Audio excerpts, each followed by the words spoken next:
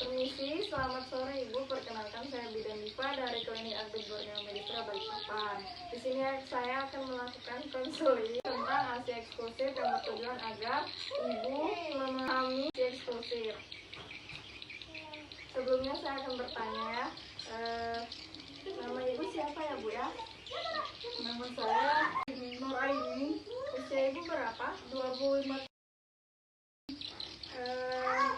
Suku Ibu Bugis atau Jawa atau apa? Campuran. Agama Islam ya Bu ya? Iya. Pendidikan terakhir Ibu apa? SMP.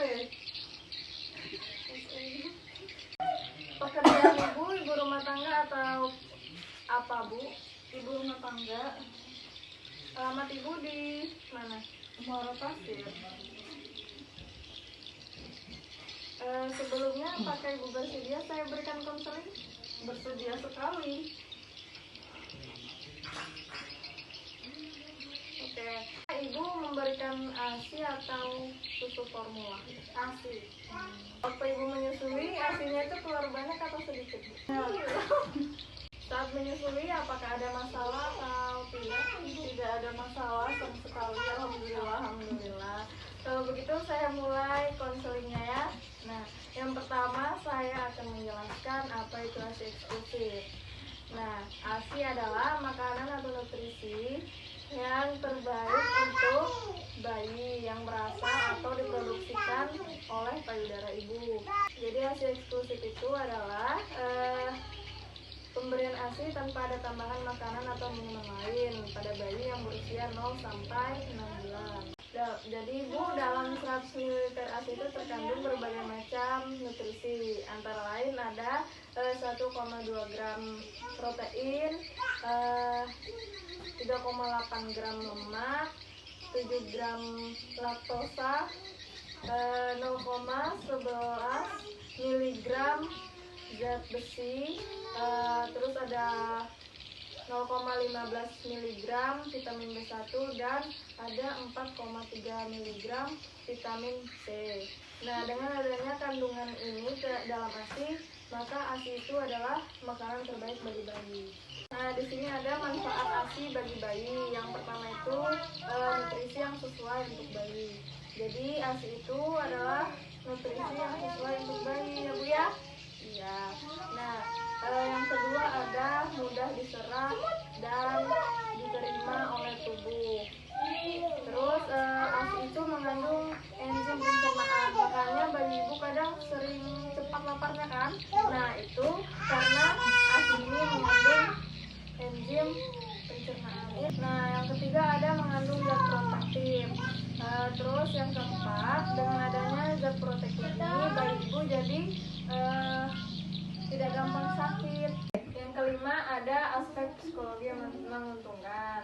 Dan yang keenam, meningkatkan hubungan bayi dan ibu. Jadi kalau ibu memberikan ASI kepada bayi ibu itu, hubungan ibu dan bayi ibu itu jadi lebih dekat. Terus ada menyebabkan pertumbuhan dan perkembangan bayi jadi lebih baik. Bayi yang tidak memberikan ASI, tumbuh kembangnya itu jauh lebih baik. Nah, terus ada mencegah kejadian karies dentis atau karang gigi. Insidensi karies dentis pada bayi yang diberi susu formula jauh lebih tinggi daripada bayi yang diberikan ASI. Jadi terus ada mengurangi kejadian maloprosi. Maloprosi itu pertumbuhan gigi yang tidak sejajar pada bayi. Nah, biasanya maloprosi ini disebabkan oleh kebiasaan lidah didorong ke depan akibat menyusui menggunakan botol atau dot. Ya Bu ya. Nah, terus ada manfaat ASI bagi ibu. Yang pertama, mencegah perdarahan pasca persalinan. Yang kedua ada mempercepat involusi uterus untuk pengurutan rahim. Yang ketiga ada mengurangi anemia. Yang keempat, mengurangi resiko kanker ovarium atau payudara. Terus ada yang kelima sebagai metode KB sementara dengan syarat yang pertama, anak ibu usianya belum 6 bulan dan ibu belum haid kembali. Terus anak ibu itu diberi ASI eksklusif. Terus yang keenam ada aspek psikologis. Di sini ibu akan merasa bangga dan diperlukan. Manfaat ASI untuk keluarga. Yang pertama ada aspek ekonomi, yaitu menghemat biaya. Tentunya tidak mengeluarkan biaya untuk membeli susu formula, makanya dibilang menghemat biaya. Terus yang kedua ada aspek psikologis, yaitu kebahagiaan keluarga ibu semakin bertambah karena tidak memikirkan pengeluaran bulanan untuk susu formula anak ibu. Nah, yang ketiga ada aspek kemudahan, yaitu ibu mau menyusuinya di mana kapan aja bisa. Tapi kalau dipakaikan susu formula kan otomatis ribet banget ya Bu ya. Terus ada manfaat ASI untuk negara. Yang pertama mengurangi angka kesakitan dan kematian anak. Yang kedua ada mengurangi subsidi untuk rumah sakit dan kesehatan. Yang ketiga ada mengurangi devisa pembelian susu formula. Yang keempat ada meningkatkan kualitas generasi penerus bangsa. Yang kelima mengurangi morbiditas dan mortalitas anak. Yang keenam menciptakan sumber daya manusia yang bermutu. Jadi ASI memiliki komposisi gizi untuk bayi, yaitu ada protein, lemak, karbohidrat, mineral, dan vitamin.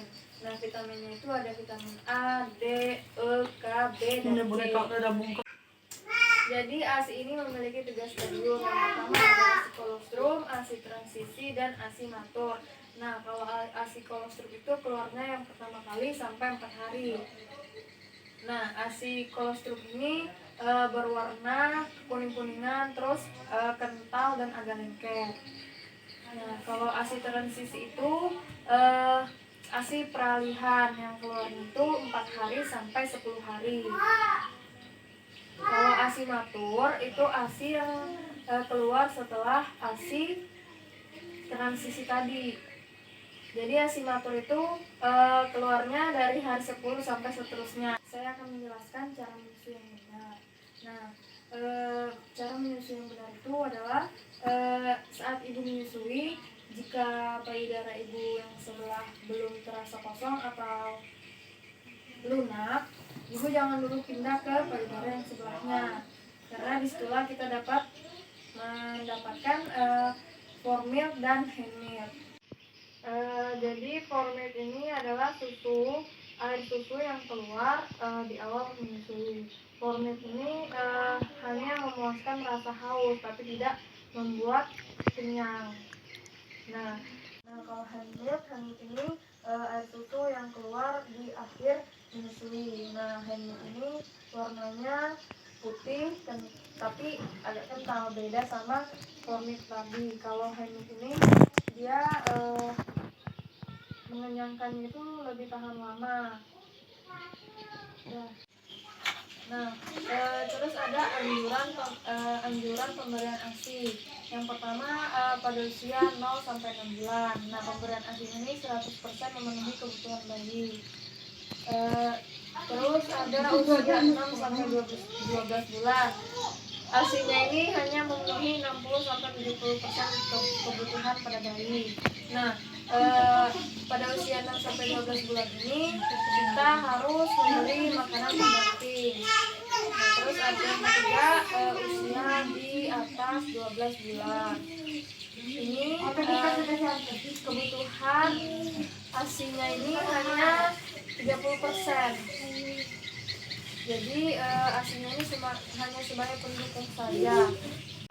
Terus ada tanda-tanda bayi cukup ASI. Yang pertama, bayi minum ASI tiap 2-3 jam selama 24 jam minimal, mendapatkan ASI kali selama 2-3 minggu. Yang kedua ada kotoran berwarna kuning dan frekuensinya sering. Nah, biasanya warnanya ini menjadi lebih muda selama 5 hari setelah kelahiran. Yang ketiga, buang air kecilnya itu paling tidak 6-8 kali sehari. Yang keempat, saat buang air besar, kotorannya itu berwarna kuning dan seperti ada biji-bijinya itu. Berarti itu tandanya bayi mendapatkan cukup ASI. Nah, Terus payudara kita itu terasa lebih lunak dan kosong. Terus itu pertumbuhan berat badan bayi dan tinggi badan bayi itu sesuai dengan grafik pertumbuhan bayi. Terus bayi kelihatan puas dan tidurnya itu pulas. Terus ada upaya memperbanyak ASI. Jadi yang pertama itu ibu sebelum menyusui dan sesudah menyusui payudara itu harus dikompres. Terus itu ibu menyusui bayi setiap 2 jam sekali siang dan malam hari. Dengan lama menyusuinya itu 10 sampai 15 menit. Terus itu konsumsi makanan yang bisa memperbanyak ASI seperti daun katu, pepaya, dan wortel. Terus itu minum air sebanyak 10 sampai 12 gelas per hari. Terus itu posisi menyusui ibu itu harus nyaman dan aman. Jadi dari yang saya jelaskan tadi, apakah ibu sudah mengerti? Alhamdulillah sudah mengerti. Nah, baik ibu. Jadi sebaiknya ibu itu memberikan ASI kepada bayi ibu daripada ibu menunggu biaya untuk membeli susu formula. Lebih baik ibu memberikan ASI, kan bu ya? Iya. Jadi apakah ibu bisa mengulangi inti dari penjelasan yang sudah saya jelaskan tadi? Intinya ya ASI itu baik untuk pertumbuhan bayi, banyak gizinya banyak gitu. Ya pokoknya itu. Oke, berarti ibu sudah paham ya bu ya. Jadi kalau misalnya nanti ada masalah dalam pemberian ASI, ibu bisa ke tempat praktek saya atau saya yang ke rumah ibu. Oke ya bu ya.